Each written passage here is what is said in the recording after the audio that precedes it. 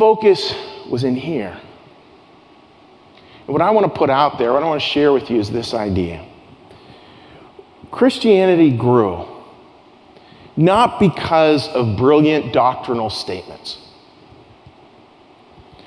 I love doctrine. I love doctrine. I love reading about doctrine. I love reading this stuff. But that's not why Christianity grew.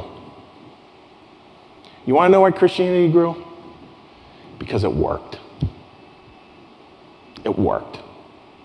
People took these ideas and then they lived them. These ideas were written to very simple people, Joe and Jane Bag of Donuts, just like you and I. And it worked. And their lives were better. Maybe the external circumstances never changed. And somehow their lives worked better, which is the ultimate test in a certain way. And why I love doing services like today where we can talk about the theory, which is great, but then we can look at it with stories like Brian's and go like, oh yeah, this is how it actually worked in someone's life. I mean, this is genius, and my words will fall way flat of the import of this. Paul said, not you go through suffering, perseverance, character to the answer. He said the answer is hope. That's so different. This idea of a reimagined, a reconfigured, a relived hope. That's the answer.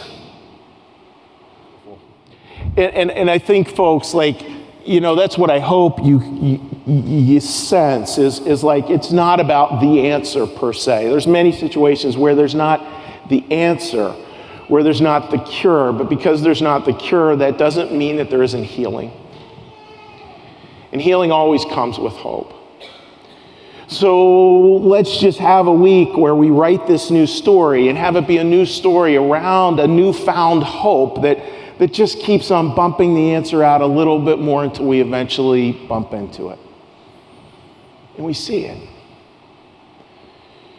You're going to see it in other people. You're going to see it in yourself. It's like God gives us the ability to be that answer in a very quiet and humble way. It's a place where I think, you know, we see the love that is. It's a place where we see the good that is life. It's a place where we come to trust that new hope.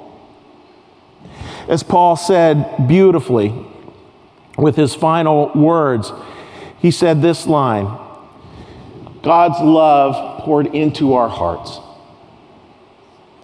Like, think about that. God's love poured into our hearts. What could be a better story? And brothers and sisters, what could be a better hope?